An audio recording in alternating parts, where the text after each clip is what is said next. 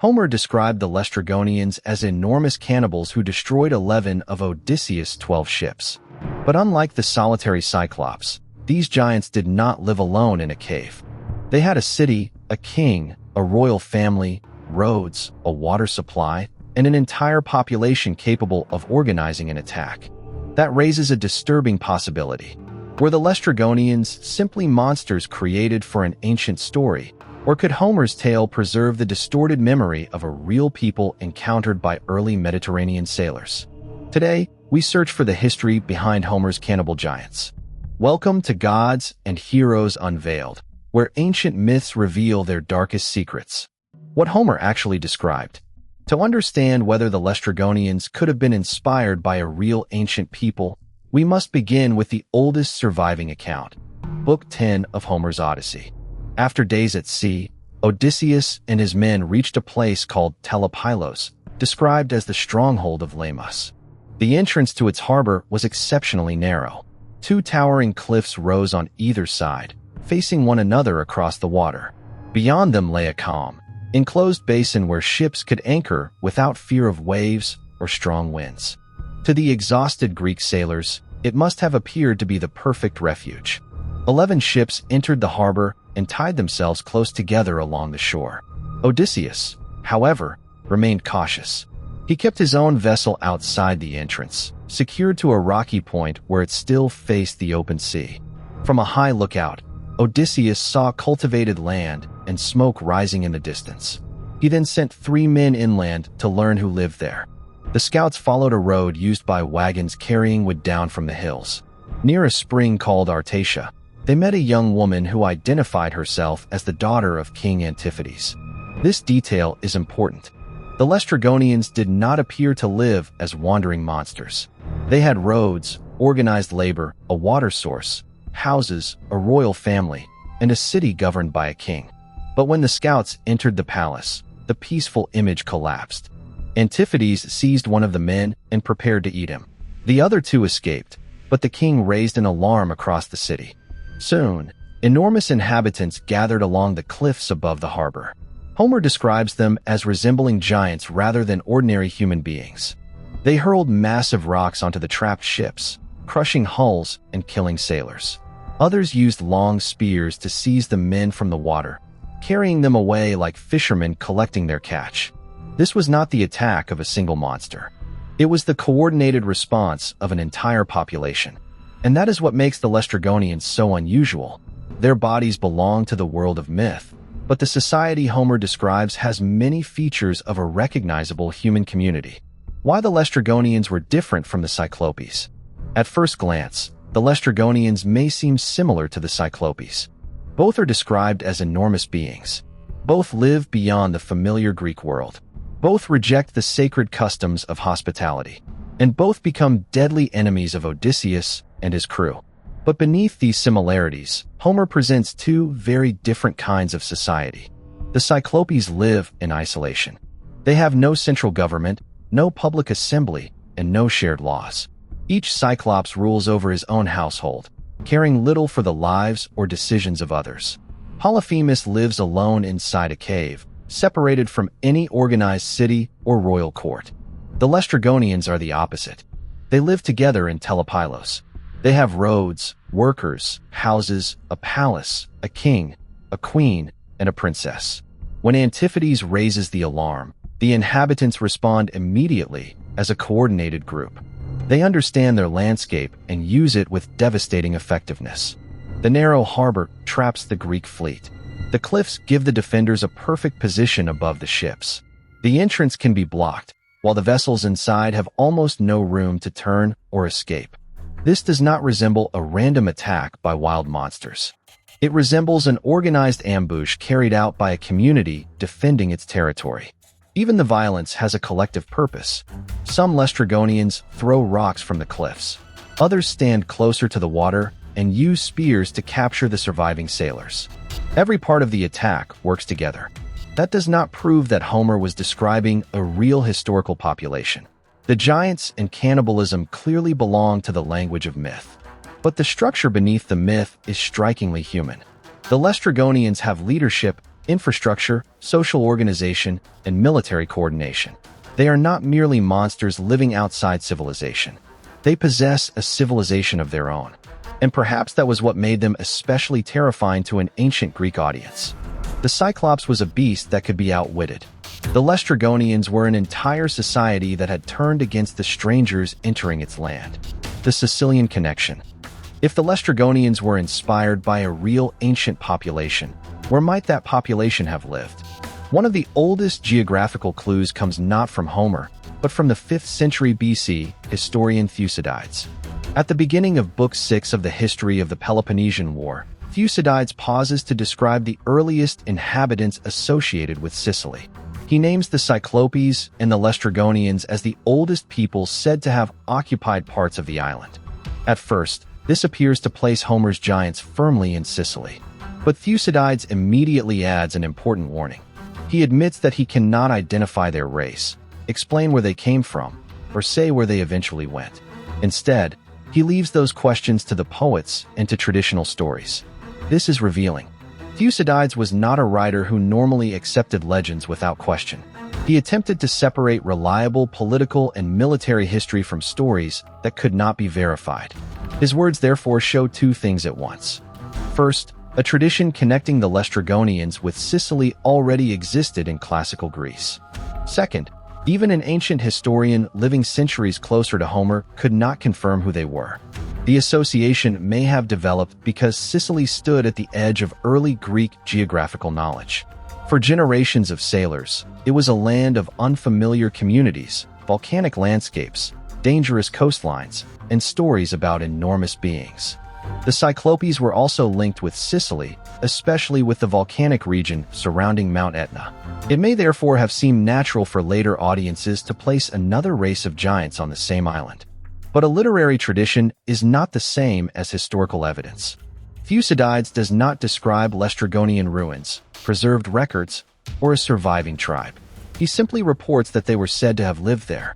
Later writers and local traditions attempted to connect them with particular areas of Sicily, but no site has been universally accepted as Homer's Telepylos. The Sicilian connection is therefore significant, but incomplete. It tells us where some ancient Greeks believed the story belonged. It does not tell us whether the Laestrygonians were a real people, or whether Sicily simply became the geographical home of a myth whose true origins had already been forgotten. The mystery of Formiae. Sicily was not the only place ancient writers associated with the Laestrygonians. A competing tradition placed them much farther north, on the western coast of Italy, near the ancient city of Formiae. Today, this area lies between Rome and Naples. In antiquity, it occupied an important position along the Tyrrhenian coast, with access to sheltered waters and maritime routes. The connection begins with Laemus. In Homer's Odyssey, Telepylos is described as the stronghold of Laemus, although the poem gives almost no further information about him. Later Roman writers connected this legendary ruler with Formiae and treated him as an ancient king of the region. The poet Horace refers to Laemus as a ruler associated with the walls of Formiae and the lands near the river Liris. This suggests that, by the Roman period, a local tradition had developed claiming that the city once belonged to the legendary ancestor of the Laestrygonians. The geography may have helped the story take root. Formiae stood beside a naturally favorable stretch of coastline. Even its older name, Formiae, was traditionally connected with the idea of a safe anchorage. For readers familiar with Homer's enclosed harbor, this resemblance may have seemed meaningful. A coastal settlement, a protected bay, and a legendary ruler named Laemus were enough to transform Formiae into another possible location for Telepylos. But the evidence remains uncertain. Horace was writing poetry, not conducting an archaeological investigation. His reference proves that the tradition existed in Roman culture, but it does not prove that Odysseus visited Formiae or that the inhabitants of the region were the original Laestrygonians. There is also a larger problem. If Telepylos was in Sicily, it could not also have been in Latium. The conflicting locations show how ancient communities often claimed famous myths as part of their own local history. Associating a city with Odysseus gave that place prestige, antiquity, and a connection to one of the greatest stories in the Mediterranean world. Formiae therefore gives us another clue, but not a final answer. It may preserve an old regional memory, or it may show how a wandering myth was repeatedly attached to real coastlines long after its original geography had been lost. How a real people could become giants in myth. If the Laestrygonians were inspired by a real ancient community, how could ordinary human beings become enormous cannibals in Homer's story? The answer may lie in the way oral traditions change over time. Before stories like the Odyssey were written down, they were performed and repeated across generations. Each retelling had the power to preserve a memory, but also to reshape it. Imagine an early group of Mediterranean sailors entering an unfamiliar harbor. The bay is narrow. High cliffs surround the water. A local population controls the heights above the ships. The visitors do not understand the language, customs, or intentions of the people on shore. Then violence begins. Rocks fall from above. Ships collide in the confined water. Sailors are killed, captured, or disappear inland. The survivors escape with only fragments of what happened. When the story is told again, the defenders become unusually tall and powerful. Their stones become too massive for normal human hands. Their spears become weapons capable of lifting men from the sea. After many generations, hostile warriors may become giants. The fate of the captured sailors could also have changed in the telling. Men who never returned may have been described as slaughtered, sacrificed, or eaten. Cannibalism was one of the strongest ways ancient storytellers could mark a people as being beyond the limits of civilized behavior. The horror is made even greater by the reversal of hospitality. In the Greek world, strangers were expected to receive food, shelter, and protection before being questioned. The Lestrygonians turned this sacred custom upside down. They do not feed their guests. They make their guests into food. That inversion transforms a dangerous foreign population into the complete opposite of an ideal human society. The geography may also have contributed to the legend. From the deck of a low wooden ship, defenders standing on high cliffs would have appeared larger and more powerful. Falling stones would seem to come from impossible heights. Panic and confusion would magnify every detail. None of this proves that the story began with a real attack. It is only one possible explanation for how historical experience, fear, geography, and oral storytelling might have merged. The Lestrygonians may not preserve the memory of one identifiable people. Instead, they may represent generations of sailors' fears about entering unknown waters, where the coastline itself could become a trap, and the inhabitants beyond the cliffs might not welcome strangers. Why we may never know who they were. After examining Homer, Sicily, Formiae, and the possibility of a historical encounter hidden beneath the myth, one problem remains. The evidence never leads to a single identifiable people. Homer gives us vivid geography, but not a map. Telepylos has a narrow entrance, steep cliffs, a protected harbor, roads, cultivated land, and a freshwater spring. Yet many coastlines across the Mediterranean could match parts of this description. The journey itself is also difficult to reconstruct. The Odyssey is not a sailor's logbook. Distances shift, supernatural events interrupt the voyage, and locations often serve the needs of the story rather than the rules of geography. Ancient writers did not agree on the answer either. One tradition placed the Laestrygonians in Sicily. Another connected their legendary ruler, Laemus, with Formiae in Italy. Other interpretations have proposed still more locations. These competing claims suggest that the original setting had already become uncertain in antiquity. There is also no independent Laestrygonian record. No surviving inscription identifies a king named Antiphates. No ancient community describes itself as the people encountered by Odysseus. No archaeological site has been widely accepted as the palace, city, or harbor of Telepylos. Even the name Laestrygonians may belong entirely to poetic tradition. Perhaps Homer preserved an altered memory of a real coastal population. Perhaps several different encounters were combined into one terrifying society. Or perhaps the Laestrygonians were created to embody a danger familiar to every ancient sailor, entering a harbor that appeared safe, only to discover that escape was impossible. The absence of evidence does not prove that every part of the story was invented. Myths can preserve fragments of real landscapes, migrations, disasters, and cultural encounters long after their historical details have disappeared. But those fragments are rarely preserved cleanly. They are reshaped by fear, performance, symbolism, and the needs of the storyteller. That may be the case here. Behind Homer's giants, there may once have been real cliffs, real ships, and real hostility between strangers. But after centuries of retelling, the people themselves disappeared behind the monsters they became. The most honest conclusion is therefore not that the Laestrygonians were definitely real, or that they were entirely fictional.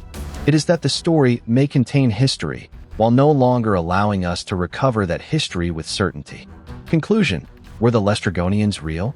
So, were the Laestrygonians based on a real ancient people? The most honest answer is that we cannot know for certain. Homer's account may preserve fragments of real geography, dangerous voyages, hostile encounters, and communities once unfamiliar to Greek sailors. The narrow harbor, organized city, royal family, and coordinated attack all feel more human than the world of a solitary monster. But no archaeological discovery, inscription, or independent historical source allows us to identify one specific population as the Laestrygonians. What survives is a mixture of possible memory and unmistakable myth. Perhaps ordinary warriors became giants through generations of storytelling. Perhaps captured sailors became victims of cannibalism in the imagination of those who never saw them return. Or perhaps Telepylos was never a real city at all, but the perfect nightmare for an ancient seafarer, a harbor that promised safety and became an inescapable trap. The people behind the legend, if they ever existed, have disappeared. What remains are Homer's cannibal giants, standing on the cliffs above the shattered fleet. If you have not yet watched the full story of how the Laestrygonians destroyed 11 of Odysseus' 12 ships, you can find that video on Gods and Heroes Unveiled. Thank you for watching. If you enjoyed this journey between mythology and history, please like the video, subscribe to the channel, and share your theory in the comments. Were the Laestrygonians entirely mythical, or was a forgotten ancient people hiding behind the legend? Thank you, and have a wonderful day.